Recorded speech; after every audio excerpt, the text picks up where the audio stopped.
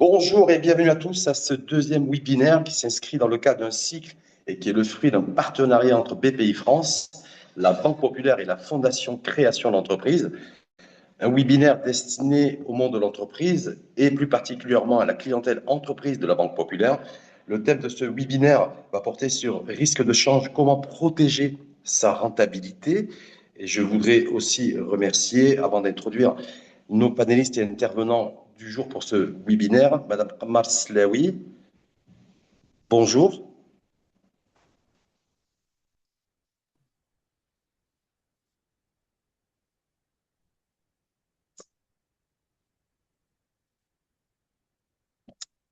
Madame Marslaoui, qui est directrice Capital Market Sales Group Banque Populaire. Et bonjour également à Monsieur Victor Lequillerier. Bonjour Victor. Bonjour Rachid.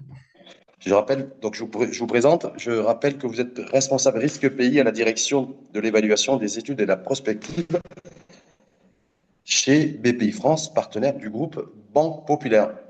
Donc, pour introduire et initier ce webinaire, je vous donne tout de suite la parole. Victor Lequillerier pour, je sais, une présentation très illustrée et ensuite on se retrouve juste après. Je vous donne la main. Très bien, merci beaucoup. Alors, sans plus attendre, je vais vous partager du coup une petite présentation pour ce webinaire. Je vous laisse me confirmer quand ça s'affiche bien de votre côté. Parfait. Parfait. Donc, pour entrer dans le vif du sujet, tout d'abord un petit point sur l'actualité internationale, sur les taux d'intérêt, sur deux zones qui sont particulièrement importantes parce qu'elles vont avoir un impact direct sur le dirham, c'est les États-Unis et la zone euro. On est dans deux cycles qui sont très différents. On s'attend à ce qu'il y ait une baisse de taux d'intérêt de 25 points de base aux États-Unis à la prochaine réunion en décembre. Et il y a beaucoup plus d'incertitudes sur 2026 en lien avec une Fed qui est très divisée entre les perspectives d'inflation et du marché de l'emploi. Il n'y a pas de consensus qui se dégage. C'est ce qu'on peut voir sur le graphique en bas à gauche. On a environ 50% des prévisionnistes et des traders qui pensent qu'il pourrait y avoir, à partir du niveau d'aujourd'hui, une baisse entre 75 et moins 100 points de base des taux d'intérêt aux États-Unis. La Fed, elle est beaucoup plus prudente dans son approche. On est plutôt sur une baisse de 50 points de base. Là où la zone euro, ça va être complètement différent. On a l'impression que du fait d'une inflation qui a beaucoup réduit et du cycle actuel, en fait, il n'y aurait pas nécessairement de nouvelles baisses de taux qui interviendraient en 2026. Ça, c'est particulièrement important pour le Maroc, parce que comme vous le savez probablement, le dirham est lui complètement ancré par rapport à un panier de devises, 60% euros, 40% dollars. On peut voir sur le graphique à gauche que c'est la courbe en jaune, on voit l'évolution du dirham par rapport à ce panier et de part et d'autre les courbes par rapport à l'euro et par rapport au dollar. On est sur une tendance depuis 2025 où le dirham a eu tendance à s'apprécier par rapport à ce panier. Et on va le voir par la suite, il y a des perspectives de court terme. Mais avant ça, en fait, ce qui est très important pour le Maroc, c'est de savoir quelles sont les trois grandes principales, enfin les trois grands déterminants qui vont permettre d'avoir une estimation sur l'évolution des taux d'intérêt au Maroc et du niveau du dirham également. Le premier aspect, c'est le principal aspect, c'est l'aspect monétaire. On peut voir sur la gauche que, en dehors du pic d'inflation qui a eu à l'occasion de la crise énergétique créée par la situation du conflit du conflit entre l'Ukraine et la Russie, globalement, la Banque centrale au Maroc, elle est réputée pour comment dire, sa, sa consistance dans sa poursuite de la lutte contre l'inflation et ses capacités à bien ancrer en fait l'inflation autour de sa cible de 2%. Donc les aspects monétaires, ils vont essentiellement tourner autour de l'inflation, la gestion des réserves de change et aussi les liquidités du marché pour éviter que se reproduise comme ce qui s'est passé en 2022-2023, une petite session de pénurie de liquidités en devises qui avait pu avoir des impacts négatifs sur le dirham. Ça a été réglé depuis. Les autres aspects, c'est tout ce qui est lié aux aspects externes, les échanges de biens, les flux financiers entre le Maroc et le reste du monde. Ça peut être aussi bien les activités de services avec le tourisme. Ça peut être également les envois de fonds des MRE, des Marocains résidant à l'étranger. Et tout ce qui est aussi IDE, investissement direct étranger, que le Maroc accueille de manière assez importante et qui permet de couvrir ses besoins de financement Les autres aspects, ils sont un peu plus divers. Je ne rentre pas forcément dans le détail. Peut-être que l'attention, elle se portera dans les prochains mois, les prochains trimestres sur les trajectoires de réduction du déficit public au Maroc. Quelles seraient les perspectives un petit peu à court terme? Globalement, on a plutôt des aspects qui sont en faveur d'une appréciation du dirham et des aspects qui sont structurels, structurants. C'est le soutien infaillible des bailleurs de fonds internationaux au Maroc, qui considèrent que c'est un pays qui est plutôt bien géré d'un point de vue macroéconomique. Et donc, du coup, cette confiance se traduit par des lignes de financement. De l'autre côté, et ce qui valide un peu ces hypothèses de bonne gestion au Maroc, c'est tout ce qui est fait en termes de réforme, en termes d'attractivité du pays, avec la nouvelle charte d'investissement notamment. Et après, deux autres aspects plus conjoncturels, les projets qui vont être liés notamment à la Cannes du coup, de décembre-janvier, qui va créer des flux touristiques, dont des entrées de devises qui vont permettre de soutenir le dirham. Et un autre aspect qui est très important, qui est lié au graphique qui est présenté ici, c'est que ces dernières années, il y avait un différentiel de taux pratiqué entre le Maroc et la zone euro qui était négatif, au détriment du Maroc. Quand il y a ce différentiel de taux qui est négatif, ça peut avoir un impact sur l'attractivité de la place marocaine vis-à-vis de la zone euro et donc du coup se traduire par moins de flux de capitaux entrants. Là, depuis que la Banque centrale européenne et la Banque centrale au Maroc ont bougé leur taux, on peut voir que ce différentiel de taux, il est plutôt maintenant soit positif, il va probablement redevenir à revenir nul à l'équilibre avec l'attendue baisse des taux de la Banque centrale probablement en décembre. Et ça, c'est quelque chose qui est positif parce que ça permet justement d'écarter ce risque de flux de capitaux en lien avec un différentiel de taux. Il n'y a pas vraiment de biais négatif à avoir sur le Maroc. En revanche, il y a l'incertitude. L'incertitude, elle concerne le principal partenaire commercial du Maroc, c'est la zone euro, l'Union européenne de manière générale, parce que c'est une zone importante, parce qu'elle représente une part significative des exportations de biens, de services, de tourisme et également d'IDE. Donc on a une zone euro qui est un petit peu morose et les perspectives ne sont pas forcément orientées vraiment à la hausse pour 2026. Et l'autre point qui est important, c'est en lien avec les performances du secteur agricole. On le sait au Maroc, malheureusement, les périodes de sécheresse peuvent conduire à une hausse de l'inflation alimentaire, ce qui peut parfois nécessiter des ajustements de taux ou en tout cas des impacts négatifs sur le dirham. Très rapidement, et puis je laisserai la parole à Madame Slaoui, c'est de vous parler en fait des perspectives plus à moyen terme, où la connexion entre les performances à l'export du Maroc et l'attractivité permettent d'avoir un discours plus ou moins optimiste sur l'évolution du dirham, plutôt qui s'apprécierait par rapport à son panier de devises, qui est lié justement à une montée en gamme à l'export et cette capacité à attirer toujours des idées assez fortes, ce qu'on peut voir notamment sur le graphique en bas à droite, avec le Maroc qui apparaît avec la petite barre bleue, où ce qu'on voit, c'est que l'indice de restrictivité au Maroc est inférieur à celui de l'OCDE. Donc, ça veut dire que le Maroc a des capacités d'attrait d'investissement direct étranger supérieures à la moyenne de l'OCDE, qui se situe parmi les meilleurs pays dans le monde. Donc voilà, c'était un petit point un petit peu rapide, mais je laisse maintenant la parole à Madame Slaoui qui pourra vous présenter de manière beaucoup plus concrète les moyens de se protéger contre le risque de change au Maroc. Merci Victor Le Quirier pour ce diaporama et ce scope dynamique sur les tendances mondiales aujourd'hui. Et effectivement, c'est à la fois le comportement du dollar face à l'euro et sur des points sur lesquels effectivement on reviendra ultérieurement, juste après la présentation de Madame Tamar Slaoui.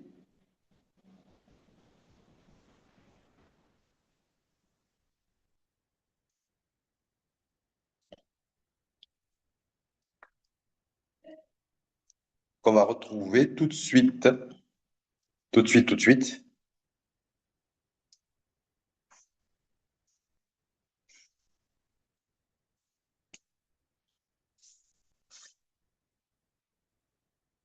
Peut-être juste un peu poursuivre avec vous, Victor, le Quirier, le temps que Kamar Slaoui se connecte, sur le fait qu'aujourd'hui, on est un dollar qui se déprécie, qui pourrait continuer à se déprécier avec un euro stable, c'est plutôt une nouvelle qu'on doit accueillir et réceptionner au Maroc de manière positive. Ouais, malheureusement, alors c'est à l'instant T, c'est plutôt effectivement positif, parce qu'au vu de la composition qui est beaucoup plus ancrée, enfin, du panier de référence qui est beaucoup plus ancré sur l'euro que sur le dollar.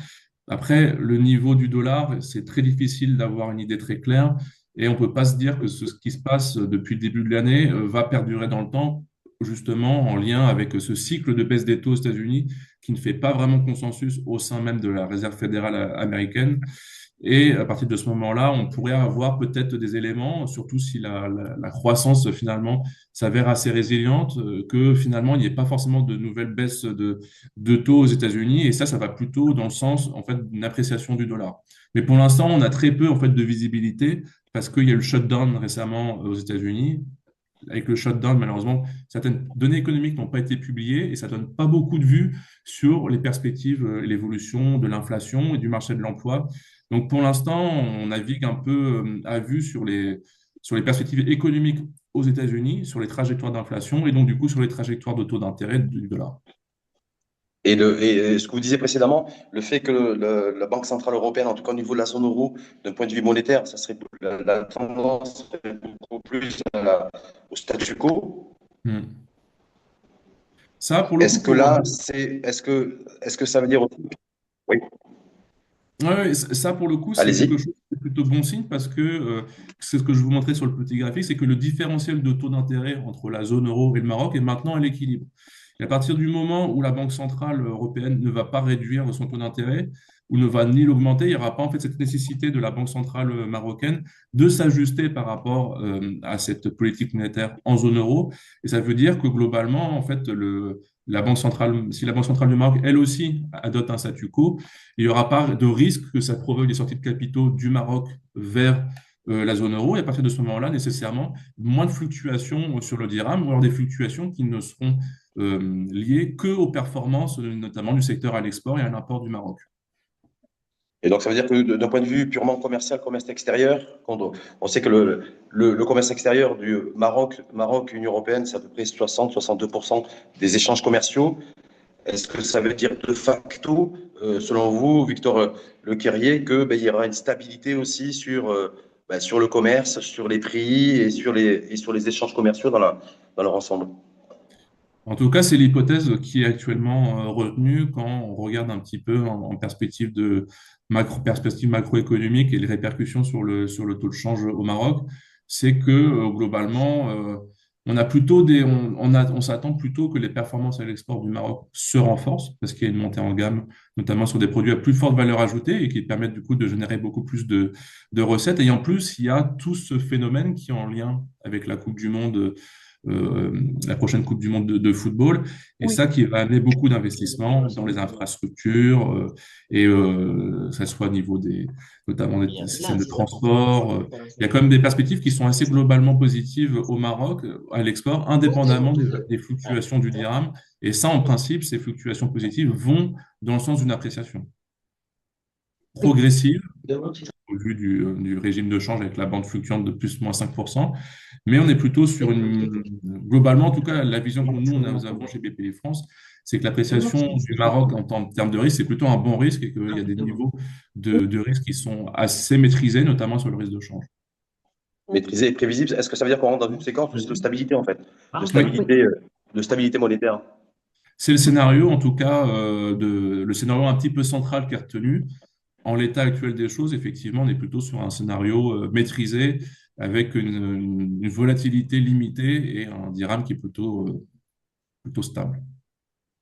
Donc c'est bon pour les IDE, parce qu'on sait très bien que notre pays, vous êtes mieux placé que moi pour le savoir. On a effectivement, tu as beaucoup sur les investissements directs étrangers. Il y a déjà une dynamique qui est enclenchée. Donc cette stabilité financière aussi, c'est plutôt une bonne nouvelle et une bonne chose pour l'attractivité en matière d'IDE sur le Ah, tout Maroc. à fait, hein. Et le Maroc, en termes d'attractivité, a déjà fait des réformes et a déjà en fait réussi à démontrer sa capacité à attirer des investissements étrangers. Il y a les grandes réussites des zones franches, notamment celle de Tanger, qui fait plus que ses preuves dans des domaines aussi bien le secteur automobile que le secteur de l'électronique. Déjà sur ces aspects-là, c'est plutôt très positif. Et c'est vrai que cette stabilité du change, c'est aussi en fait un aspect positif pour le Maroc, parce que tant que les réserves de change s'accumulent, ce qui est le cas actuellement, elles ont tendance à beaucoup augmenter, ça montre que les capacités en fait du Maroc à importer et à générer des recettes sont positives et donc du coup ça attire aussi.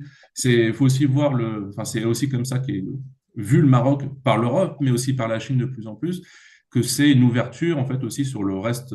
Pour les Chinois, c'est une ouverture sur le reste enfin sur l'Europe, et pour les partenaires européens, le Maroc présente des perspectives d'ouverture sur le reste de l'Afrique. On le voit avec l'expansion notamment de l'ECP ou du secteur bancaire marocain de plus en plus présent. avec la perspective de la zone de libre-échange africaine. Le premier pays qui devrait en bénéficier des baisses de droits de douane entre pays africains, c'est le Maroc. À partir de ce moment-là, s'implanter au Maroc pour une entreprise française, pour une entreprise néerlandaise, espagnole, qui sont les principales entreprises implantées au Maroc, c'est aussi une possibilité après de s'implanter pour après avoir un pied pour réexporter vers l'Afrique et du coup capter des parts de marché qui ne peuvent être permis que via une installation au Maroc, qui est quand même un des pays en Afrique, tout confondu avec l'Afrique du Sud et peut-être certains pays comme la Côte d'Ivoire qui présentent le plus d'aspects positifs pour s'établir et pour avoir des chiffres d'affaires élevés et des perspectives à l'export élevées.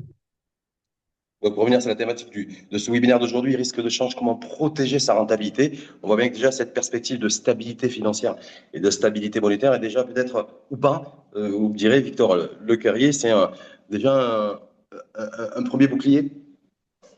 Mais oui, exactement. Et puis, on a eu le petit exemple de 2022-2023 où, en sortie de crise sanitaire, il y avait eu des capacités un petit peu réduites à générer des recettes en devises. Et ça avait créé une petite crise de liquidité sur le marché bancaire. On avait vu notamment des dépôts bancaires en devises au Maroc qui avaient baissé et qui avaient pu avoir un impact négatif notamment sur le dirham. J'ai l'impression que ces problèmes-là, ils sont vraiment passés et que actuellement, au vu de la dynamique des réserves de change, on devrait être moins confronté à ce type d'événements parce que justement, il y a une meilleure assise et qui sont liées aussi avec des perspectives beaucoup plus solides. Et il y a la Banque Centrale Européenne qui, je crois que d'ailleurs c'était ce matin, en tout cas lancé un message aux différentes banques de la zone euro pour leur dire de se préparer à une forme d'instabilité du dollar. Alors nous, quand elle est aujourd'hui du Maroc, de Casablanca, de Tanger, de Rabat, de Marrakech ou d'Agadir, ce message-là adressé par la BCE aux établissements de la zone euro, est-ce qu'il faut aussi y prêter plus qu'une oreille? Oui, en fait, on est obligé d'être prudent sur le dollar parce qu'on a du mal à apprécier ce qui est de l'ordre de, par exemple, enfin, quand on regarde les fondamentaux économiques aux États-Unis, ils ressemblent à ceux d'un pays émergent fragile avec des déficits courants très élevés, une trajectoire des finances publiques très négative, et ça devrait nécessairement baisser la valeur du dollar. Et au-delà de ça, il y a vraiment une volonté de Donald Trump de systématiquement, en fait, de baisser davantage les taux, et ça, en principe, ça va, en principe, jouer à la défaveur du dollar par rapport aux autres devises. Est-ce que c'est vraiment tenable et est-ce que c'est vraiment cohérent avec aussi cette volonté des États-Unis d'attirer beaucoup d'investissements? Ça va complètement contrebalancer les effets de baisse du dollar. Donc, c'est pour ça qu'on a vraiment beaucoup de mal à apprécier en fait la tendance sur le dollar, même à court terme, parce que même les signaux qui sont captés par les différents investisseurs, les traders, et même par les membres de la Fed, ils montrent bien en fait qu'on a une sorte d'invisibilité enfin d'incertitude sur la perspective sur le dollar. Donc c'est pour ça que la BCE se montre particulièrement vigilante, surtout dans un contexte de guerre commerciale où on le sait, il y a quand même pas mal d'impact, notamment sur la réduction du déficit courant américain, mais qui ne s'inscrit pas vraiment avec la volonté, par ailleurs exprimée par Donald Trump, de baisser les taux. C'est très confus au niveau de la politique monétaire américaine et des ambitions sur le dollar. Donc, du coup, pas plus de risque de change pour les entreprises marocaines.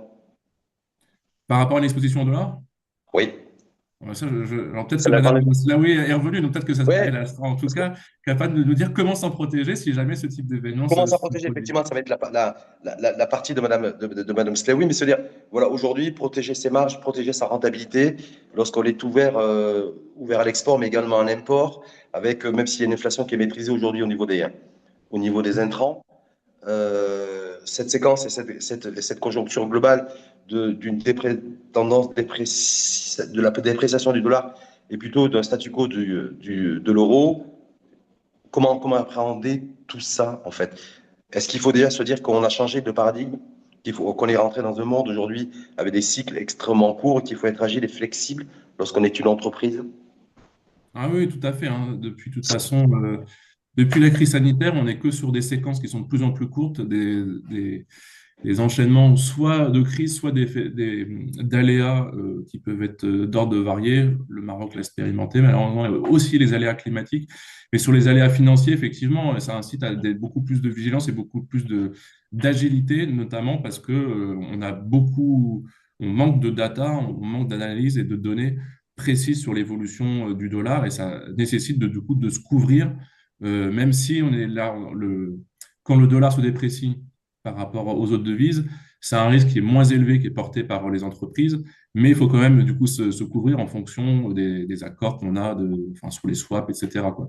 Mais et on est plutôt dans un cycle là où la baisse du dollar, c'est quelque chose qui est moins défavorable et peut-être plus favorable aux entreprises que quand on est dans une configuration inverse où le dollar s'apprécie, où il faut suivre.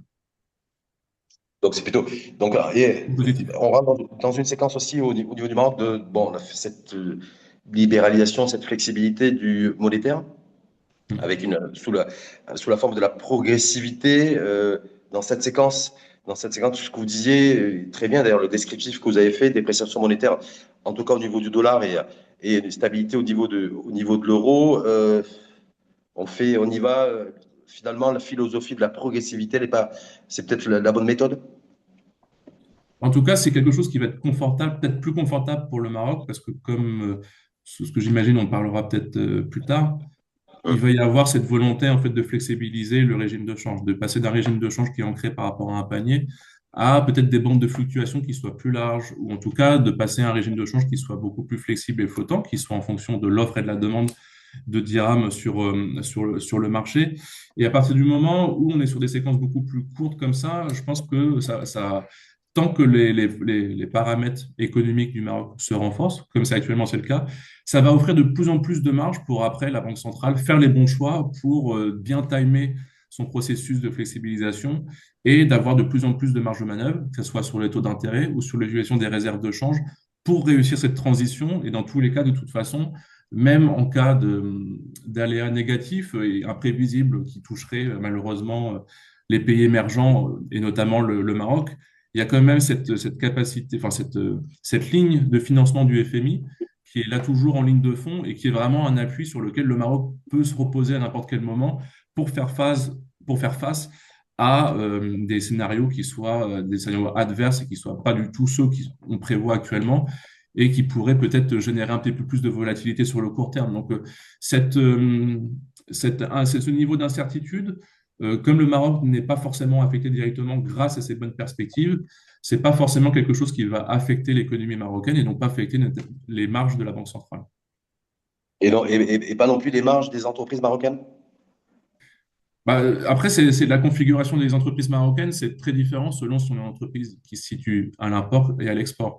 Si on est une entreprise qui se situe à l'export, j'ai l'impression que dans beaucoup de domaines, les perspectives elles sont nettement plus favorables que les entreprises qui sont, elles, sur l'import. Ça dépend aussi de ce qui est importé, si c'est des matières premières.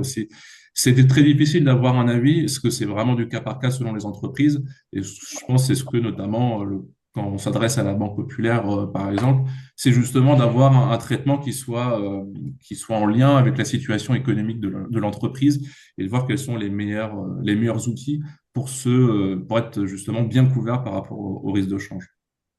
Est-ce que ça veut dire aussi, Victor, le Quillerier, il y a d'autres pays d'économie de taille similaire au Maroc qui se retrouvent un peu dans la même configuration aujourd'hui, c'est-à-dire de l'incertitude, de un chantier aussi ouvert de flottement de libéralisation, en tout cas progressive de change et désancrer son panier de devises, dollar, euro. Est-ce que c'est une réalité aussi du moment qui ne concerne pas que un pays comme le Maroc et son économie?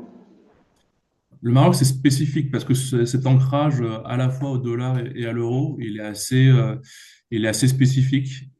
Et même les comparaisons sont pas toujours aisées, parce que par exemple, il y a un autre pays en ce moment, en Afrique du Nord, qui est en train de libéraliser son régime de change, de le rendre beaucoup plus flottant, c'est l'Égypte.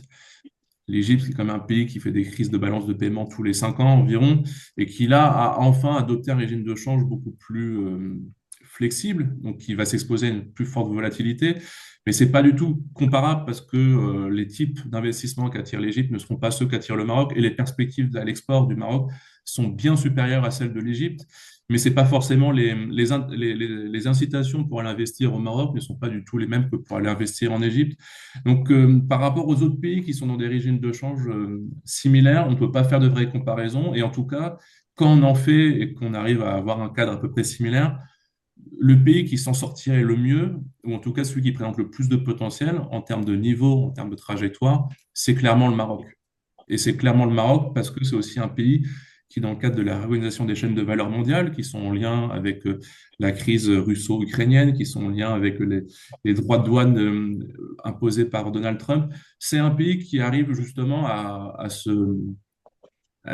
comment dire, à tirer son épingle du jeu pour, en fait, vu sa position géostratégique et vu la qualité de sa main-d'œuvre, vu les infrastructures déjà qui existent, notamment en termes de transport, et vu ses capacités, justement pour attirer et pour, en gros, être un partenaire de premier choix pour de nombreux pays, qui soient du côté des États-Unis, qui soient côté européen ou même du côté asiatique.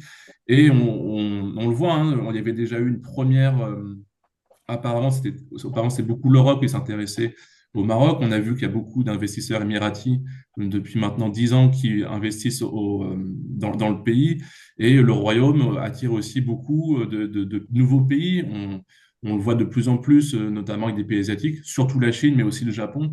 Il y a vraiment cette dynamique-là. Donc, faire des comparaisons avec des pays qui sont en train de flexibiliser leur régime de change, ça n'a pas forcément beaucoup de sens, sachant que c'est pas comparable et que le potentiel du Maroc, en tout cas, paraît supérieur.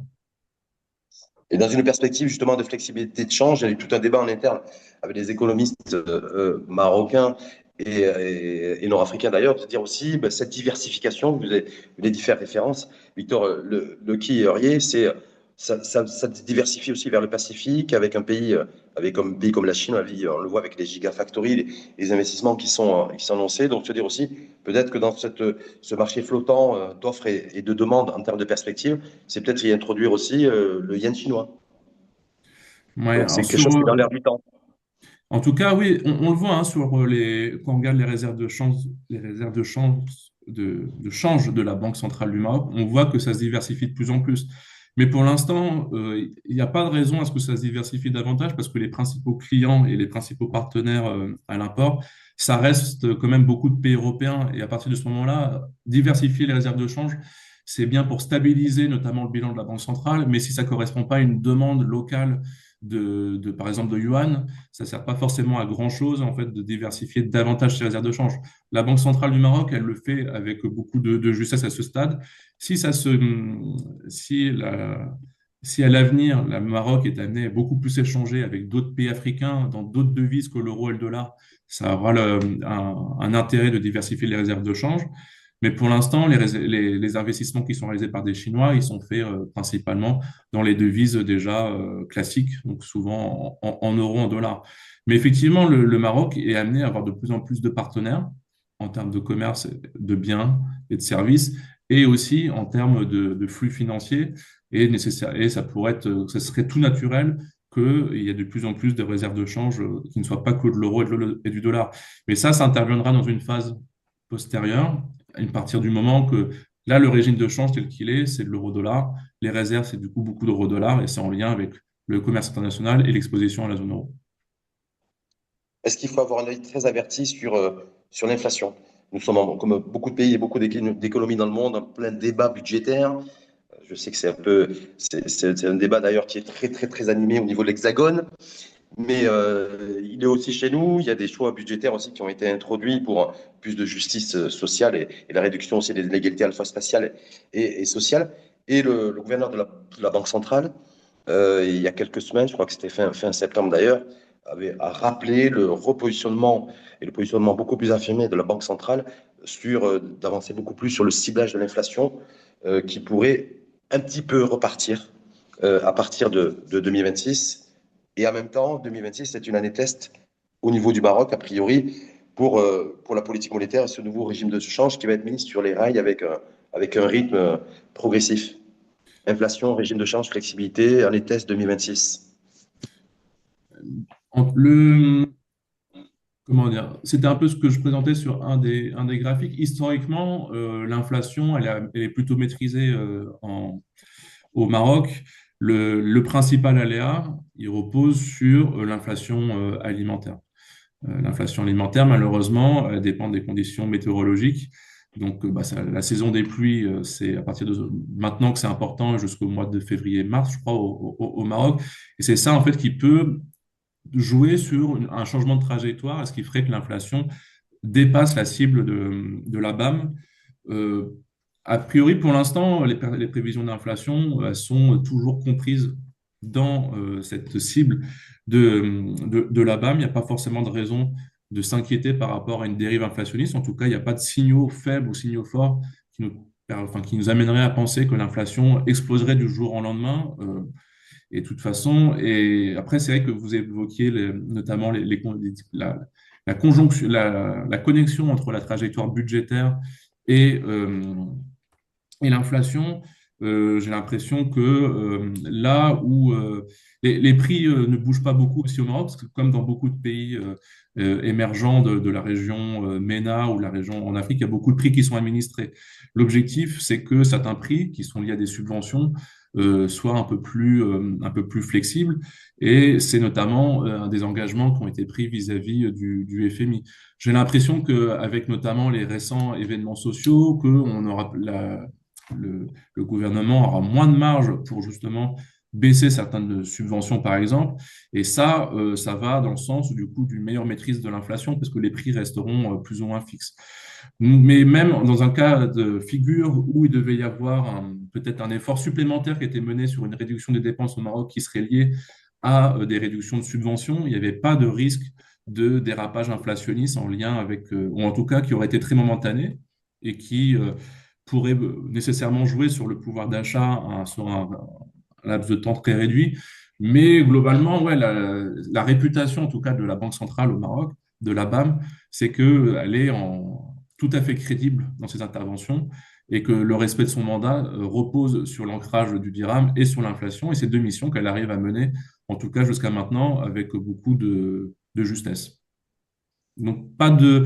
Moi, j'ai pas, en tout cas, à ce stade, dans des scénarios même adverses, de crainte sur le risque de dérapage. Mais malheureusement, on l'a vu en 2022, lors de la crise en Ukraine, que ça peut être complètement indépendant du fait de l'action du Maroc. Il suffit qu'il puisse avoir une nouvelle crise en Ukraine, des problèmes d'approvisionnement, de pénurie sur des matières agricoles, et ça peut avoir des impacts tout de suite très négatifs également sur l'énergie. Et pareil, même sur l'énergie, il y a enfin, le Maroc, en tout cas, attire beaucoup d'investissements étrangers et investit beaucoup dans ses infrastructures énergétiques, que ce soit le solaire et l'éolien, et même à moyen terme l'hydrogène vert.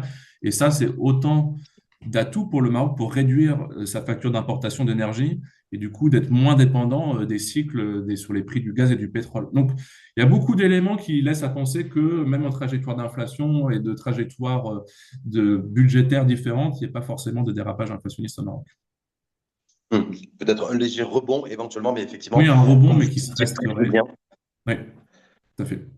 Alors, merci Victor Iorier. On se retrouve tout à l'heure. On va retrouver Madame Amal Slaoui.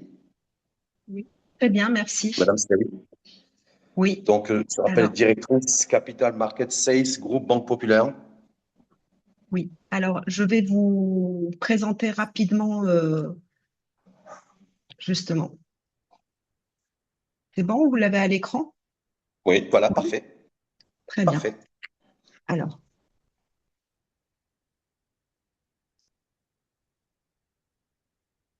Alors, de manière globale, le Capital Market Sales au sein de la salle des marchés du groupe BCP et l'interface qui donne accès, c'est le point d'entrée qui va donner accès à l'ensemble des clients du groupe BCP au niveau de la salle des marchés. Donc, bien entendu, on aura de la TPME, on aura de la PME, de la PMI, de la grande entreprise, des entités, donc des clients internes au groupe et bien sûr des filiales et des clients étrangers.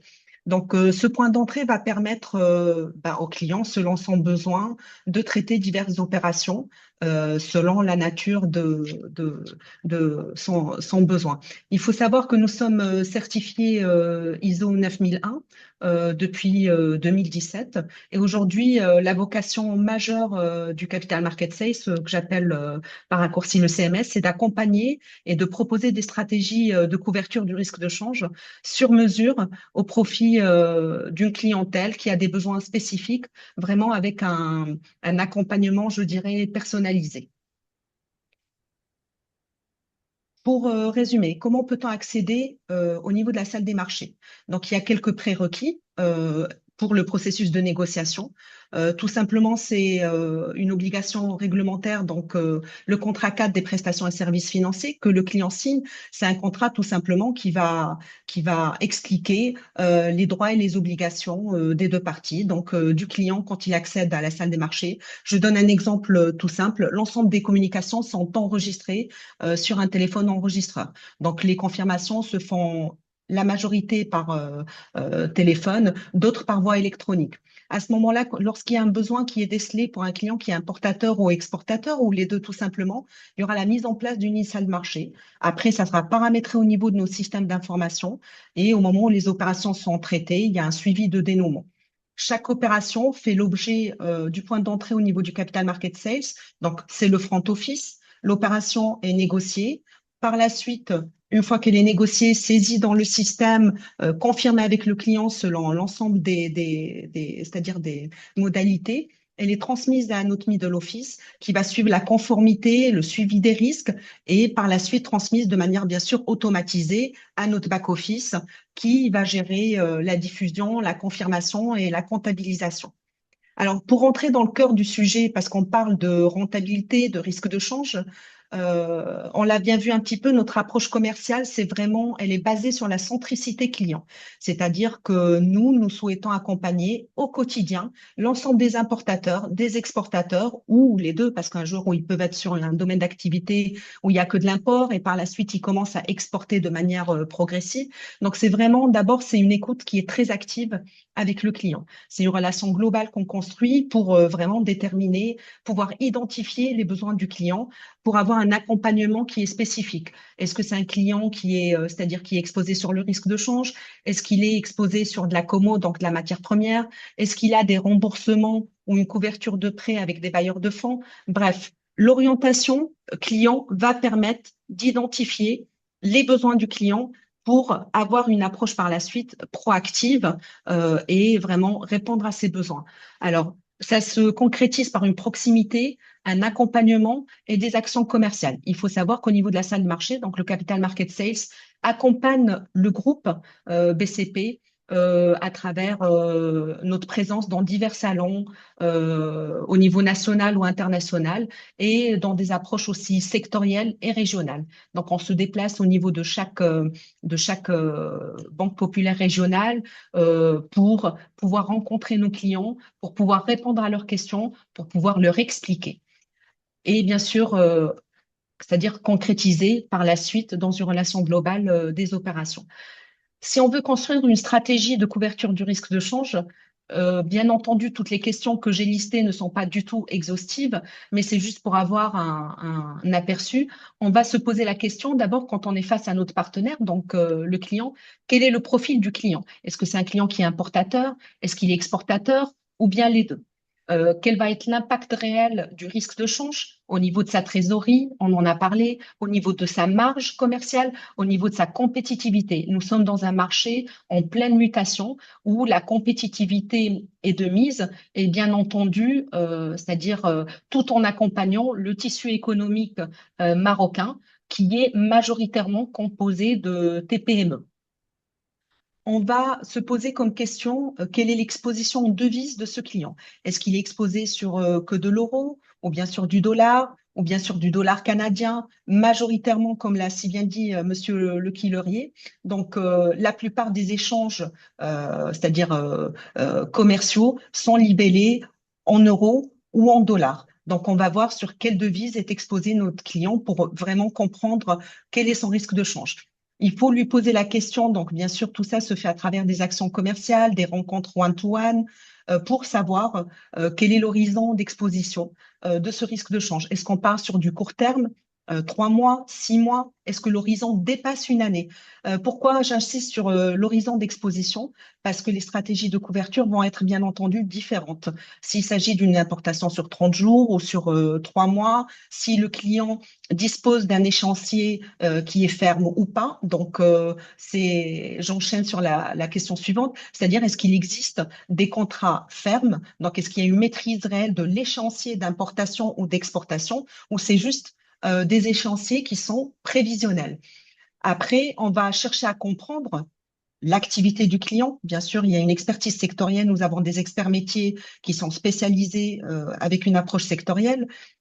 Quelle va être la marge, c'est-à-dire quel pourcentage de la marge euh, dépend du change et quel va être le taux de change qui est budgétisé, si ce taux de change existe. Et bien sûr, on va essayer d'identifier s'il y a des freins, pourquoi le client couvre ou ne couvre pas son risque de change. Donc, vraiment, on va chercher à approfondir, à comprendre le fonctionnement. On se met du côté du client. Une fois qu'on comprend son activité, on va être en mesure de lui apporter des solutions vraiment sur mesure, un petit peu, je dirais, clé en main pour pouvoir répondre à son besoin. Si je cite quelques instruments de couverture du risque de change, la liste, bien entendu, n'est pas exhaustive. C'est l'ensemble des instruments qui sont autorisés par la réglementation marocaine. Donc, on peut avoir l'utilisation des comptes en devises. C'est déjà un premier instrument, je dirais, pas réellement de couverture, mais un client qui est par exemple exportateur, il va verser 70% de ses recettes en devises. Donc, s'il a des importations également à effectuer, il pourra utiliser son compte en devises. Donc là, vraiment, le risque de change est neutralisé et il n'y aura pas de commission qui est reversée de 1 pour 1000. Les 70% qui peuvent être reversés sur les comptes en devises, selon la dernière circulaire de l'IGOC, donc l'Office d'échange 2024, c'est-à-dire, elle peut être je dirais, élevé à 85% à condition que ça soit un client qui est dans le secteur de l'aéronautique ou tout simplement un client, ce qu'on appelle catégorisé au niveau de l'office d'échange. C'est-à-dire que le client fait sa demande pour avoir une dérogation et porter ses versements, les versements de ses recettes en devises à 85%. Il y a ce qu'on appelle les couvertures naturelles, c'est-à-dire que tout simplement, le client va avoir, c'est-à-dire des opérations entre l'import et l'export qui vont un petit peu se neutraliser. On peut penser à un schéma de fonctionnement où les stratégies de couverture vont reposer sur l'ancrage, c'est-à-dire du panier de devises. Clairement, on va libeller 60% de ses factures sur de l'euro, 40% sur du dollar. Le spot aussi peut être une solution qui est utilisée. Pourquoi? Parce que le spot, lorsqu'il y a des opportunités de marché, supposons que le dollar soit, c'est-à-dire vraiment dans une tendance haussière, à ce moment-là, un exportateur exposé en dollars ne souhaitera pas peut-être couvrir sur une certaine période et va vouloir capter cette opportunité au moment où il recevra ses transferts reçus, par exemple en dollars, pour les vendre en spot, donc le change au comptant. Les opérations de change au comptant se font vraiment à du J+2, mais peuvent être traitées sur du valeur J+1 ou valeur jour exceptionnellement. Ensuite, on va avoir le terme classique ou le forward. Le terme classique, c'est tout simplement un contrat ferme, quelqu'un qui va maîtriser son échéancier. Il va nous dire, voilà, je souhaite couvrir. Donc, on va l'accompagner dans une couverture de l'échéancier ou d'une opération ponctuelle sur un horizon donné, par exemple 3 mois. Donc, on va c'est-à-dire calculer le cours de change qui va être appliqué. C'est un contrat ferme et irrévocable. Et au dénouement, au bout de 90 jours, que ce soit une importation ou une exportation, par exemple, le client saura quel sera le cours qui est appliqué. Cet instrument permet de préserver la marge parce que le client va connaître son coût réel avec la couverture, mais ceci dit, il ne pourra pas capter une évolution favorable de la devise. Si c'est un importateur, s'il y a une dépréciation de la devise, ou si c'est un exportateur, s'il y a une appréciation de la devise. Des instruments qui sont plus flexibles et qui vont permettre de capter ces variations de tendance sur le marché, ce sont les options, que ce soit des stratégies optionnelles, des options classiques. On va parler de call pour les options à l'import et d'options put pour les options à l'export. Classique, donc il y a une prime, c'est comme une prime d'assurance qui est payée à l'initiation de l'opération et qui va permettre de capter une variation en faveur du client.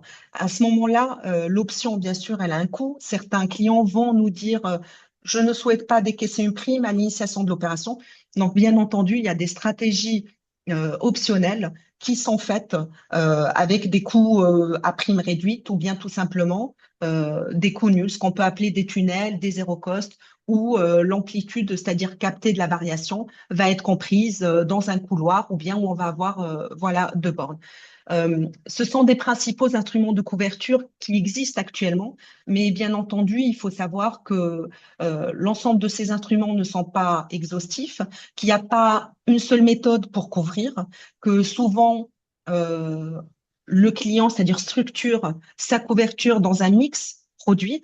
Et bien entendu, je souhaite juste rappeler que l'ensemble des couvertures du risque de change, lorsqu'on parle d'un forward ou d'une option, il faut bien entendu disposer d'un adossement. C'est-à-dire, ce qui est réglementaire, c'est un adossement, c'est tout simplement un justificatif qui va être présenté à la banque, qui va garantir que le client qui a fait sa couverture va honorer son engagement au moment, c'est-à-dire au dénouement de l'opération, et que réellement il y aura réellement que c'est une opération soit commerciale, soit financière, et qu'il ne s'agit pas de spéculation. Donc, bien entendu, l'ensemble des couvertures de change doivent être adossées à des opérations commerciales ou financières. Voilà, j'espère avoir été assez claire et ne pas avoir trop empiété sur le timing. Très, Bien très clair et entendu, très précis. voilà, bien entendu, je me tiens à votre disposition. Il y a des contacts pour nous contacter, c'est-à-dire des lignes directes. Il ne faut pas hésiter à approcher le centre d'affaires, quelle que soit la région. Lorsqu'il y a un besoin qui est identifié, c'est-à-dire lorsque vous êtes importateur ou exportateur, ou bien les deux, et à ce moment-là, nous, on reprend également le relais et on accompagne nos partenaires dans leur stratégie de couverture du risque de change, également à travers des formations qui sont faites au niveau de la salle des marchés. Merci, Madame Slaoui Rabat. Mais peut-être rester avec nous parce que, donc, Oui, bien sûr. précédemment, on va essayer de croiser un petit peu le débat, la réflexion entre vous et Victor Le Quillerier, qui nous disait précédemment un petit peu le scope diaporama général. On se Mhm. dirigerait vers une dépréciation qui est un peu plus enfin, soutenue, en tout cas, et constante dans le temps du dollar, une stabilité de l'euro, c'est-à-dire instabilité du dollar avec une dépréciation et une stabilité de l'euro. Nos entreprises commercent essentiellement avec l'Europe, c'est plus de 60% d'ailleurs des échanges commerciaux. Et j'en profite d'ailleurs pour saluer également, parce qu'ils ont, et leur dire qu'ils ont la possibilité de réagir. Il y a plus de 70 chefs d'entreprise qui nous écoutent et qui suivent ce webinaire depuis 16 heures. Lorsqu'on a cette donnée, cette data, Madame Slaoui, Rama Slaoui, c'est le conseil aussi en termes d'accompagnement, d'ajustement, des instruments de couverture. C'est-à-dire, voilà, si on se dirige aujourd'hui vers un paradigme, quelque chose d'évolutif, quelque chose de cyclique, dont on ne sait pas ce qui peut advenir demain, même les plus grands, pas ceux qui imaginent un petit peu ce qui pourrait se dérouler avec un patrimoine génétique demain ou après-demain ont du mal à pouvoir fixer ce qui adviendrait de la politique monétaire à la fois de l'euro et à la fois du dollar. Mais vous, par rapport à cet environnement d'instabilité du dollar et de l'instabilité de l'euro, qu'est-ce que vous avez envie de dire aux entreprises qui nous écoutent et qui font confiance au groupe Banque Populaire et qui utilisent ou qui utiliseraient demain des instruments de couverture de risque de change? Ben, tout simplement dire que le risque de change n'est pas une fatalité, qu'il y a eu des transitions de l'élargissement de la bande qui ont été faites à partir de janvier 2018, c'est-à-dire et à partir de mars 2020, que la transition s'est effectuée vraiment de manière très très sereine, que le marché a très bien réagi, qu'il n'y a pas eu de mouvement de panique ou vraiment de problématiques avec nos partenaires, qu'on est là au quotidien pour expliquer, pour banaliser, pour expliquer ce que c'est un bid, donc une cotation à l'export, ce que c'est un ask, une cotation à l'import. On est là pour former, donc quel que soit le volume, pour orienter, pour conseiller, et bien entendu, la décision finale revient au client. Mais ce qu'il faut vraiment retenir, c'est qu'il n'y a pas, il faut pas voir le risque de change comme un sujet parfois un petit peu, je vais dire, effrayant dans un contexte évolutif, quelle que soit l'évolution. Depuis que cette réforme, c'est-à-dire de change, s'effectue, l'ensemble des indicateurs montre aujourd'hui qu'il y a vraiment un réel accompagnement, une réelle résilience et qu'on va vers une compétitivité, c'est-à-dire de l'entreprise. Couvrir, c'est se prémunir, c'est se protéger. C'est comme, je vais prendre l'exemple d'une assurance automobile. On ne prend pas une assurance automobile en se disant, attention, est-ce que je vais faire un accident ou pas? On la prend tout simplement parce que c'est pour se prémunir. C'est pareil, le risque de change. Couvrir, c'est une nécessité aujourd'hui dans un environnement qui est très volatile. Aujourd'hui, la bande en est en valeur absolue à 10%, donc par rapport au cours central, plus 5 et moins 5%. Donc éventuellement, oui, quelles que soient les variations, donc on est là, on accompagne, on informe, il y aura des séminaires, il y a des réunions one-to-one, on fait des tournées régionales, nous sommes présents dans les salons, il y a des numéros de téléphone, il ne faut pas hésiter à nous solliciter. Nous sommes là pour vous. Voilà. Est-ce que ça veut dire également, avant de faire réagir, de donner la parole à Victor Le Quillerier, Madame Ramaslaoui, que le bon choix de l'instrument de couverture est extrêmement important aussi, parce que au-delà de permettre de protéger sa rentabilité, c'est-à-dire sa marge bénéficiaire, ça peut permettre aussi de gagner des points de compétitivité. Bien entendu, si on prend le cas d'un importateur, s'il y a une couverture, quelqu'un qui aura importé, je donne un exemple en spot à du 10, 72, 80, par exemple, là tout de suite, n'aura pas la même compétitivité que quelqu'un qui aura fait une couverture d'une importation sur une facture donnée, par exemple, quelques mois auparavant, à un cours qui serait inférieur. Donc, ça va permettre réellement la compétitivité, le calcul de la marge et d'intégrer ce coût parce que la couverture a un coût. Et une fois qu'elle est intégrée, c'est-à-dire que vous avez tous les tenants et aboutissants de la formation de votre prix final.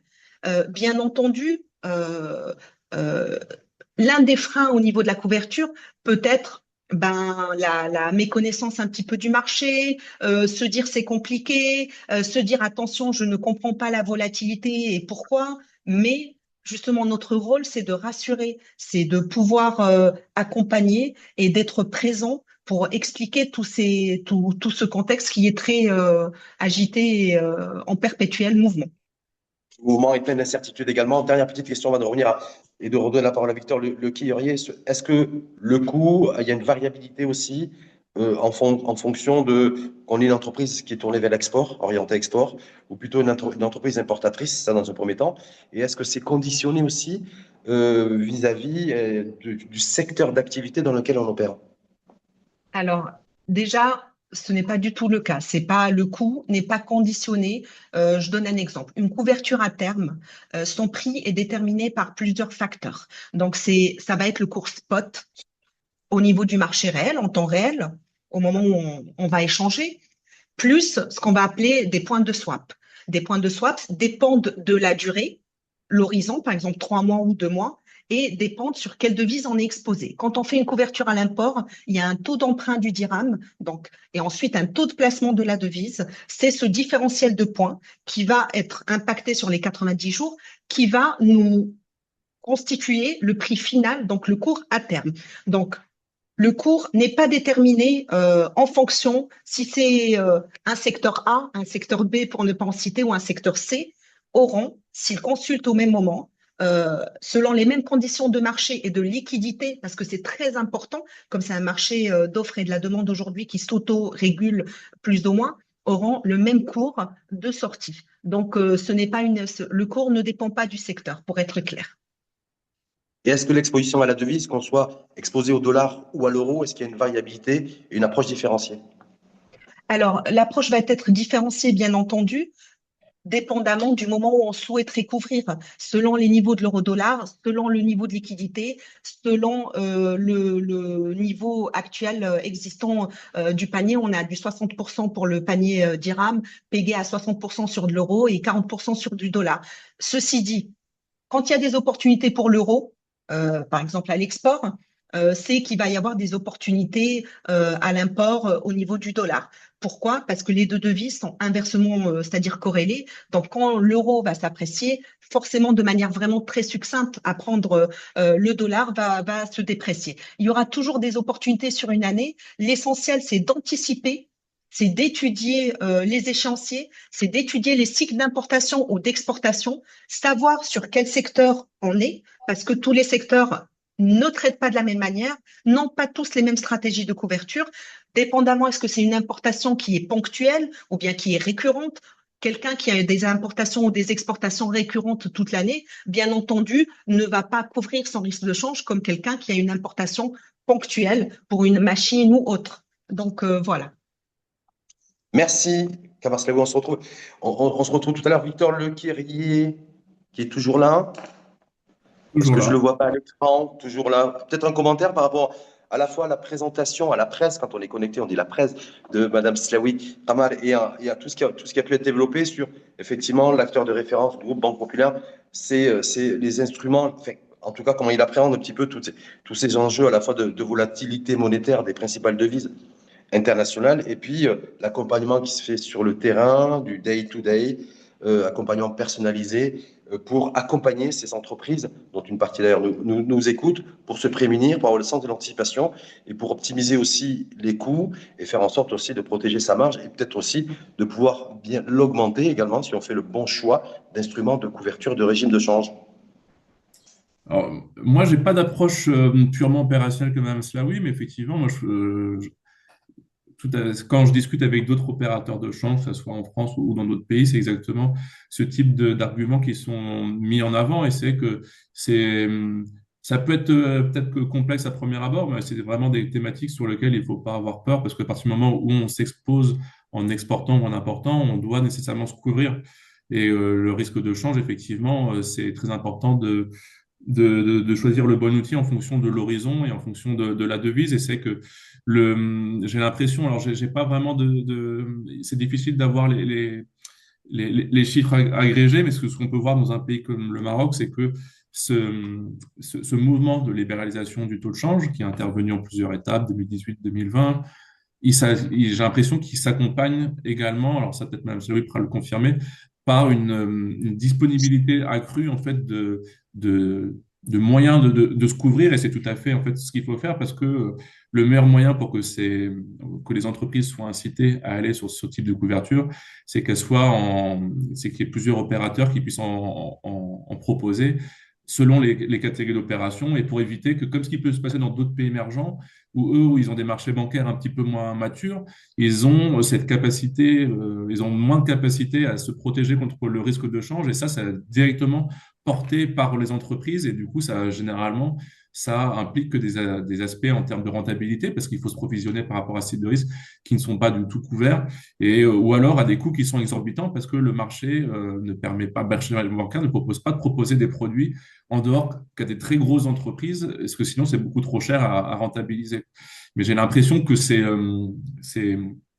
quand on prend un peu, moi c'est plus une vision avec du recul, hein, j'ai pas cette approche opérationnelle, mais quand je vous disais que j'avais l'impression que les perspectives au Maroc étaient aussi beaucoup plus solide que d'autres pays, c'est aussi parce qu'il y a un secteur bancaire qui est bien régulé et qui en plus propose un accompagnement pour cette hausse de l'intégration du Maroc dans les exports, parce que les exportations, il y a encore 20 ou 30 ans, ce n'était que 27% du PIB, maintenant c'est 38%, et en fait ça s'accompagne vraiment de toute une gamme d'outils pour se couvrir contre le risque de change, et j'ai l'impression que ça contribue à cette trajectoire qui est plutôt positive pour le Maroc et qui amène peu à peu vers un régime de change, certes moins administré, beaucoup moins ancré sur certaines devises, avec un peu plus de volatilité, mais c'est pas quelque chose qui devrait effrayer, parce que, comme je disais tout à l'heure, il y a quand même des réserves qui sont bien gérées et des perspectives positives qui vont venir les alimenter, qui vont réduire ce risque. Et les fondamentaux qui sont respectés. Madame Amal Slaoui, justement, par rapport à ce que vient d'évoquer Victor Le Quillerier, effectivement, il y a ce régime de flottement de change qui a démarré, pour être précis, je crois, c'était en 2018. Donc, il y a des instruments et des outils donc, qui progressivement ont été mis en place. Est-ce qu'on a pu déjà, avec un peu de recul aujourd'hui, tester la robustesse de ce qui a été mis en place et de voir si éventuellement, dans un second temps, il y a d'autres outils et instruments qui pourraient voir le jour pour accompagner cette dynamique graduelle et progressive vers une libéralisation du change et une régulation qui se ferait via le marché, c'est-à-dire l'offre et la demande, et non plus un ancrage euro-dollar. Bien entendu, il y a eu des évolutions parce que forcément, lorsqu'il y a une réforme du marché de change, notamment les étapes de janvier 2018, mars 2020, ne serait-ce qu'au niveau de la réglementation, aujourd'hui, les horizons de couverture, du moment que c'est justifié, des opérations peuvent être couvertes avec un horizon au-delà d'une année, à condition que ça soit adossé, comme je l'ai dit, et justifié, que ça soit pas des opérations, bien entendu, spéculatives.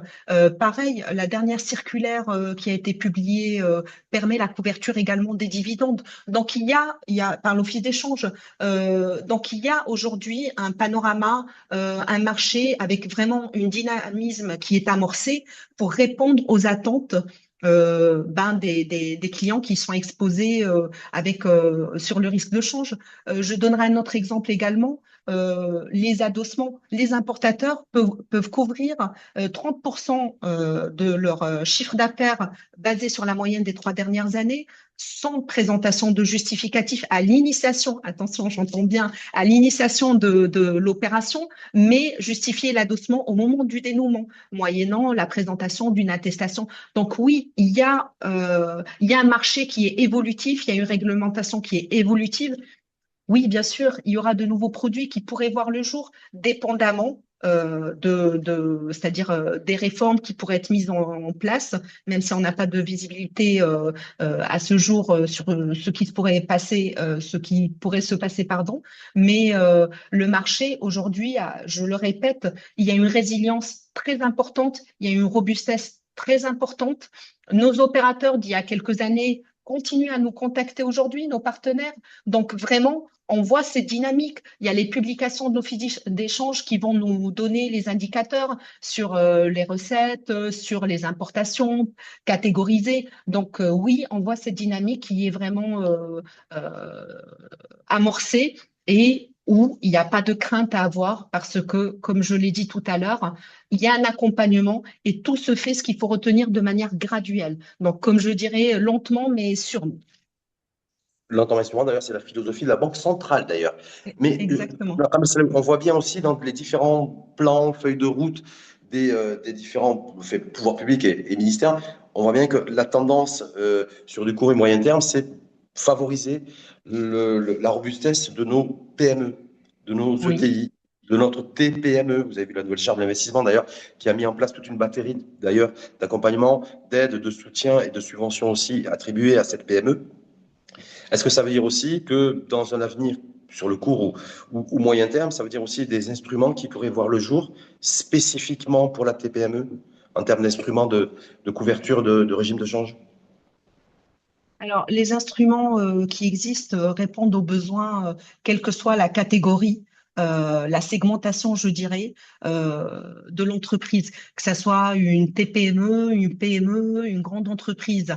Après, c'est la stratégie de couverture qui va être différente. Bien entendu, lorsque c'est une importation, je donne un exemple, énergétique, avec un gros montant libellé en devises, la couverture ne va pas être la même que pour une opération régulière d'importation c'est-à-dire un montant moins important. Pourquoi? Parce que ça va être adaptatif. La TPME ne va pas consommer comme la grande entreprise. Mais les instruments de couverture existants aujourd'hui répondent à l'ensemble des demandes du tissu économique marocain, quelle que soit la segmentation ou la typologie, je dirais, de l'opérateur économique. Est-ce que ça veut dire pour autant, cela oui, que cette catégorie d'entreprises, des PME aujourd'hui, sont le cœur effectivement le cœur de cible, quelque part en matière d'accompagnement aussi, de démocratiser ces instruments de couverture et de régime de change pour celles et ceux qui voudraient se tourner à l'export? Bah, bien entendu, c'est vraiment accompagner la TPME parce qu'il ne faut pas perdre en route ces entreprises qui constituent le tissu économique marocain, qui sont vraiment très représentatives. Et c'est l'idée, quand je parle d'accompagnement, je n'ai cessé de répéter ce mot, c'est vraiment de vulgariser un petit peu, d'expliquer, de dire Qu'est-ce que c'est? Comment on peut couvrir une importation? Comment on peut couvrir une exportation? Quel est l'intérêt? Vraiment, c'est faire comprendre quel est l'enjeu de la couverture de change. Ouverture de change, est-ce qu'elle pourrait être adossée ou pas au label Made in Morocco? On voit bien qu'aujourd'hui, sans être versé dans le protectionnisme, c'est beaucoup prioriser, privilégier la production locale. Donc, ça veut dire demander aussi à ce que l'entreprise, essentiellement d'ailleurs la PME classique et la PMI industrielle qui devrait se développer de plus en plus dans notre pays, de s'orienter vers, voilà, du Made in Morocco, de la production locale et de la fabrication locale. Est-ce que là aussi, ça veut dire fondamentalement que c'est des instruments de couverture de régime de change qui se veulent évolutifs doivent être adaptés aussi à ce besoin qui risque d'être croissant à l'avenir? C'est le cas aujourd'hui parce que tout simplement les instruments existants répondent aux besoins, que ça soit des opérations, c'est-à-dire des opérateurs économiques qui vont importer pour après produire localement, vendre localement, ou bien pour des opérateurs qui vont importer et par la suite vendre localement et pourquoi pas après s'orienter c'est-à-dire vers des marchés autres pour exporter. Donc, les solutions aujourd'hui existent. Bien entendu, lorsqu'il y a des opportunités, il y aura d'autres instruments de couverture. Si le besoin est ressenti, il y a des instruments qui peuvent être structurés, mais comme j'ai dit encore une fois, c'est vraiment selon la connaissance du client, selon ses contraintes. Il n'y a pas de solution ou de baguette magique, mais il y a des solutions au cas par cas, selon la typologie d'importation et ou d'exportation. Victor, le Kyrier que je voudrais retrouver et Oui, revoir à l'écran, voilà, sur ce régime de change, vous le disiez précédemment, donc ce désancrage qui va se faire progressif de l'euro et du dollar vers, vers une offre et demande donc qui répond et obéit à la règle du marché, avec une perspective. On ne va pas spéculer sur l'horizon. Le gouverneur de la Banque centrale, ici au Maroc, n'a pas fixé de date, mais par contre, effectivement, avec des partenaires, des institutions financières internationales, il y a des engagements qui sont pris dans ce sens, avec progressivité.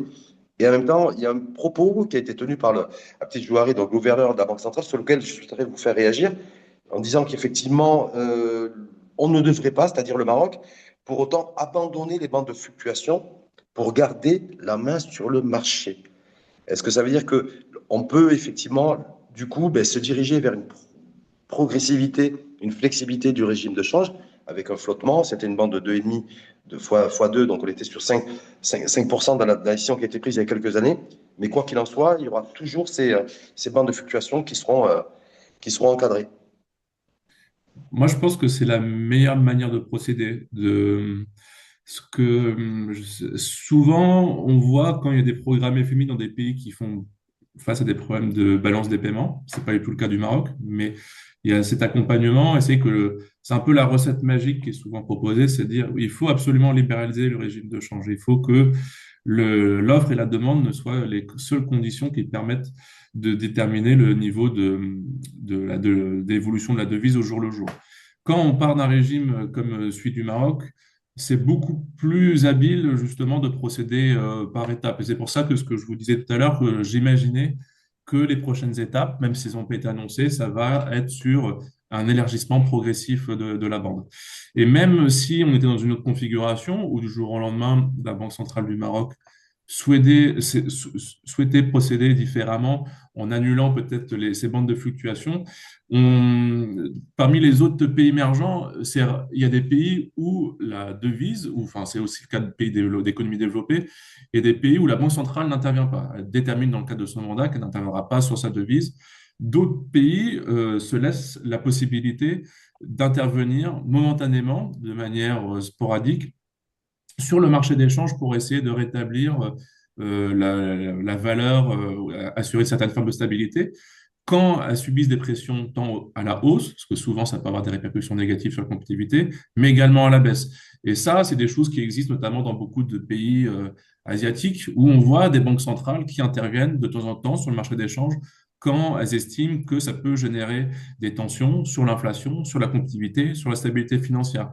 Donc, moi, je pense que l'approche du Maroc actuellement est la bonne, contrairement à ce qu'on peut voir parfois dans d'autres pays où c'est imposé de manière assez brutale et que tant que en plus, en procédant de la sorte, je pense que la, la Banque centrale du Maroc s'achète du temps pour justement arriver de manière être très solide le jour où on passera sur un régime de change qui soit beaucoup plus libéralisé, avec justement cette possibilité de s'appuyer de temps en temps sur des réserves de change sans que ça ait un impact par ailleurs sur la liquidité en dirham, la liquidité en devise sur le marché local, et sans que ça mène à une volatilité qui soit inconsidérée. Donc, la méthode me semble être la bonne. Ce serait bien qu'on ait un peu plus de visibilité, mais même si on n'en a pas, j'ai pas l'impression que c'est quelque chose qui va jouer au détriment du Maroc dans le temps, parce que c'est toujours, ce qui est important, c'est de voir qu'il y a cette expansion à l'export qui assure des revenus de plus en plus importants,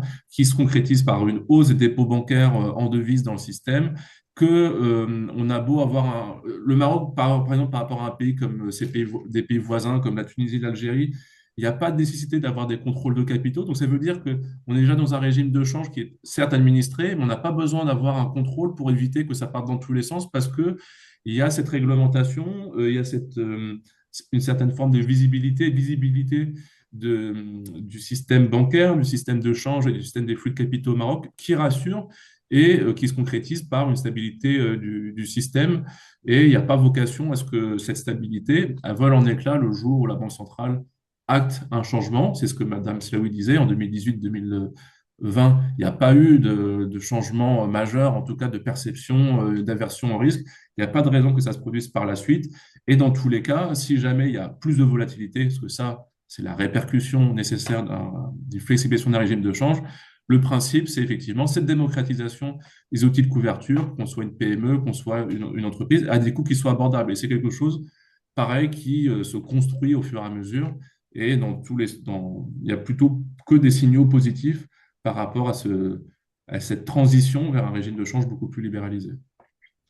Et désancré. Madame Kamal Slaoui, justement, par rapport à cette perspective de régime de change beaucoup plus libéralisé et libéral, quid de l'impact sur les outils, les usages et les instruments de couverture de régime de change?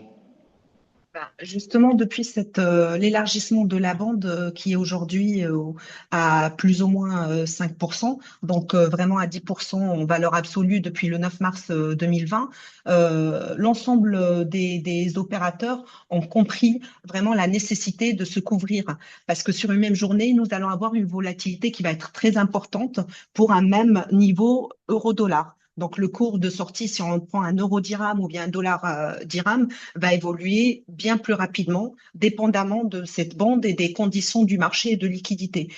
Donc oui, c'est devenu important, je vais pas dire primordial, mais vraiment nécessaire d'avoir cette approche proactive de couverture et de ne pas subir le marché. Comme on dit, peut-être ne pas mettre tous ses œufs dans le même panier, mais peut-être traiter en spot, traiter un petit peu de couverture à terme. Si les montants le permettent, pourquoi pas, et que l'approche c'est-à-dire de la stratégie de couverture de l'entreprise, souhaite décaisser une prime, quelques stratégies optionnelles ou bien des stratégies à coût réduit. Le plus important, c'est de ne pas être dans l'inactivité. C'est maîtriser son coût devient une nécessité aujourd'hui. Donc, la première transition 2018 et élargissement de la bande de fluctuation de 2020, il n'y avait rien eu de ressenti, c'était très bien encadré et parfaitement géré et contrôlé.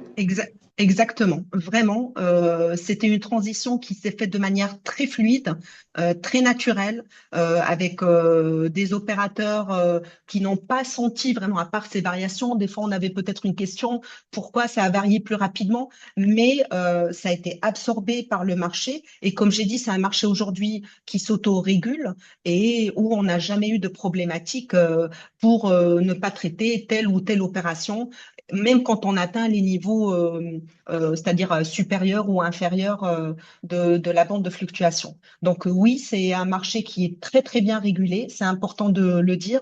C'est un marché qui a, c'est-à-dire montré, c'est-à-dire que cette réforme de change se fait de manière graduelle, progressive. On reprend lentement mais sûrement, et justement pour emborder et accompagner l'ensemble des opérateurs et en particulier aussi le cœur de nos tissus économiques, la TPM. La TPME qui, je le précisais, précédemment nous écoutent et vous écoutent d'ailleurs attentivement depuis le début de ce webinaire. Vous avez également la possibilité d'écouter, bien sûr, avec une écoute très attentive, mais également de poser les questions pour vous interroger et vous interpeller. Donc, je vais chacune et chacun d'entre vous, en fonction peut-être du profil des questions, des interrogations qui sont posées, vous les adressez. Première question posée par un chef d'entreprise, TPME, PME, TPE, qui participe et qui nous écoute depuis 16 heures sur ce webinaire. Comment les fluctuations des devises peuvent-elles impacter mes marges? C'est peut-être pour vous, Madame Slaoui. Oui, alors la fluctuation de la devise peut avoir un impact sur la trésorerie. Dans le cas tout dépend, l'impact n'est pas le même pour un opérateur qui va être exportateur ou un importateur, mais globalement, tout simplement, si vous achetez de manière schématique plus cher que votre confrère ou bien qu'un concurrent, vous allez forcément impacter un prix de revient final qui va être moins compétitif. Donc, il y a une notion de compétitivité, il y a une notion de coût. Vraiment, c'est à quel coût, c'est-à-dire cela impacte votre chiffre d'affaires. Si c'est une entreprise qui est vraiment orientée que 100% importatrice, bien entendu, il faut maîtriser ses coûts parce que de là dépend déjà les décaissements de trésorerie, la marge, la rentabilité et la compétitivité et les projections pour le développement également de l'activité. Toujours rester sur le terrain de la variabilité et de la fluctualité. Comment la variation d'une devise affecte-t-elle mes coûts de production? Pour vous, peut-être, Madame Slaoui, toujours. Oui, alors le coût de production, il faut savoir quels sont les composants du prix final d'un produit. Le coût de production, s'il est fait localement, tout simplement, il va être impacté. Tout dépend des intrants ou des sortants. Si c'est une variation à la hausse d'une devise et que la production est destinée à l'export, bien entendu, c'est un plus parce que c'est-à-dire la devise va s'apprécier. Donc, vous allez avoir des recettes en devise une fois que vous allez exporter vos biens. Donc, vous allez recevoir plus de devises que s'il y avait une dépréciation. Donc, c'est un avantage. Donc, mais dans le cas inverse, si vous êtes importateur, que votre production dépend de tous vos intrants qui sont importés, à ce moment-là, votre coût de production va être beaucoup plus élevé si vous subissez le marché de change, dans le cas où il y a des évolutions. Et c'est le cas parce que c'est un marché qui est vivant, il faut le rappeler, qui n'est pas statique, donc qui varie à chaque seconde. C'est-à-dire que quand on vous communique un prix je donne un exemple, à 17h17, ce n'est pas le même prix qui va être communiqué à 9h du matin. Pourquoi? Parce que tout simplement, le prix qui est communiqué dépend de la parité euro-dollar, donc au niveau des marchés internationaux, pour rappel, qui vont, c'est-à-dire structurer le prix, va dépendre de la liquidité du marché. Est-ce que le marché est long ou pas en devise? Et c'est ce qui va constituer ce prix final. Donc, bien entendu, l'impact, il est réel. Donc, il est primordial de couvrir, de se prémunir contre le risque de change, bien entendu, lorsque ce sont des opérations, c'est-à-dire lorsque l'activité a pour vocation d'être importatrice ou exportatrice, que ce sont des opérations récurrentes dans le temps, régulières, et que c'est pas vraiment une opération one-shot vraiment ponctuelle. Une question adressée à Victor Lequirier. Quel est l'impact d'une dépréciation, appréciation de la devise locale sur ma rentabilité? Je pense que ma réponse elle sera assez proche que celle de Mme Slaoui sur la question précédente parce que c'est assez lié et ça dépend nécessairement en fait de est-ce que l'entreprise a besoin d'importer pour produire et est-ce que lorsqu'elle produit, elle va exporter. À partir du moment où vous êtes dans un marché où vos coûts de production sont liés à une des importations dans une devise qui s'apprécie, en fait, il va y avoir une hausse des coûts de la production et tout dépend de votre marché. Est-ce que vous avez cette capacité à répercuter cette hausse hausse des prix de la production sur vos prix de la production? Est-ce que vous avez un marché qui vous permet d'être suffisamment, est-ce que vous avez une élasticité de vos biens par rapport à la demande qui est forte ou pas? ou pas, quoi. Donc, est-ce que, en gros, ça se convertit par une baisse des marges? Généralement, dans les marchés qui sont très concurrentiels, vous ne pouvez pas répercuter cette hausse des prix de la production liée à un effet de change sur vos prix de vente, et ça se convertit généralement par une baisse de vos marges, donc une baisse de la rentabilité. Mais ça, c'est un cas très théorique, et c'est difficile de répondre à cette question sans connaître justement le secteur et le type enfin, le type d'activité et le type en fait d'input et d'output à qui, d'où ils viennent et à qui ils se dirigent. Donc, j'aurais pas de question, malheureusement pas de réponse très précise, mais je pense que ça rejoint pas mal ce que Madame Slaoui a dit, quoi. C'est que Exactement. c'est très spécifique. Complètement. Notre autre question qui vous est adressée, Victor Le Quillerier, à partir de quel volume d'opérations en devise le risque devient-il significatif? Là, malheureusement, pareil, moi je suis pas du tout opérationnel, donc j'aurais beaucoup de mal à vous répondre et ça dépend. C'est du cas par cas et ça dépend de critères qui sont liés notamment à votre trésorerie et comment la part des exportations, la part des importations liées enfin, en devises et qui est liée à l'export et à l'import. J'ai pas, pareil, je ferais que donner une réponse très théorique, mais je pense pas que ça soit très intéressant et je pense que peut-être que même Saoui a une idée pour compléter, mais j'ai pas, je préfère ne pas donner d'éléments parce que je pense que ça va être très théorique et pas forcément très Complément, pertinent. Il y a pas Madame Slaoui? de volume. Oui, voilà. Il n'y a pas de montant ou de volume à partir duquel il peut y avoir un impact. L'impact, il est existant. Un opérateur qui va faire un volume d'importation d'une PME va forcément être impacté si il y a vraiment une importation qui va être effectuée avec un cours vraiment très décalé par rapport à son court budget qui aura été budgétisé pour sa marge commerciale, pour sa rentabilité, etc. Donc l'impact, il peut être plus important dépendamment de la taille et dépendamment du nombre d'importations. Mais encore une fois, comme a dit Monsieur Le Quillerier, on ne peut pas dire à quel moment exactement l'impact est significatif. L'impact, il est omniprésent, que ça soit de la grande entreprise, c'est ce qu'il faut retenir, que ça soit de la PME, de la TPME. La couverture, la stratégie de couverture du risque de change, ne rien faire, c'est tout simplement subir le marché. Donc, subir le marché ne varie pas toujours dans la tendance espérée. Et c'est pour ne pas se retrouver à un moment donné de dire dommage, j'aurais dû couvrir il y a un mois ou 2 ou 3 semaines ou bien 2 mois auparavant. Je n'ai pas été visionnaire parce que finalement l'euro, si c'est un importateur sur de l'euro ou sur du dollar, n'a cessé de s'apprécier, de s'accroître. Donc forcément, c'est comme une peau de chagrin, les marges viennent se grappiller.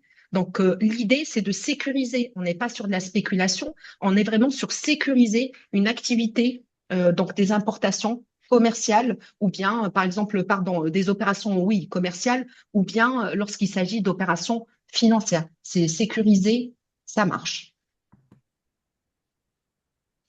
Autre question, et ce sera d'ailleurs la dernière question, peut-être avec vous, Madame Tamaslaoui. Quel est l'impact, on reste toujours sur l'impact d'ailleurs, quel est l'impact d'une appréciation de la devise locale sur ma rentabilité? Pardon, l'impact, Quel est l'impact d'une dépréciation et en même temps d'accord? appréciation, donc monétaire, Mhm. de D'accord. la devise locale sur ma rentabilité? C'est là. Bah, tout simplement, c'est le prix qui va être déterminé. Lorsqu'il y a une abondance de devises sur le marché, donc forcément, le dirham va s'apprécier. Lorsqu'il y a une raréfaction de la devise, forcément, donc le dirham va se déprécier. Mais justement, c'est cette liquidité qui va aujourd'hui rendre plus crucial que jamais la nécessité de se couvrir. Parce qu'on tient compte, comme on l'a dit, du facteur d'une parité euro-dollar au niveau international, mais on tient compte aussi, c'est-à-dire de la conjoncture, de la liquidité sur le marché. Donc, c'est très important de pouvoir combiner ces deux éléments. C'est pas à l'opérateur de les combiner, bien entendu. Ça, c'est notre métier. Nous, on informe des opportunités de marché lorsqu'il y a des opportunités pour les importateurs ou bien lorsqu'il y a des opportunités pour les exportateurs et bien entendu, dépendamment de la devise. Donc, juste pour compléter, on a un dollar qui pourrait être un peu moins disponible sur le marché selon la BCE, une déclaration qui a été faite ce matin. On a un dirham qui a une tendance à s'apprécier aujourd'hui et un dollar qui se déprécie. Si on reste dans ces niveaux-là, ça veut dire quoi concrètement? Alors, comment c'est là, oui? Sur l'impact sur le dirham, selon vous? Alors, si on reste sur des niveaux pareils, on a très bien vu qu'aujourd'hui, on n'a jamais eu de mouvement vraiment majeur ou très impactant.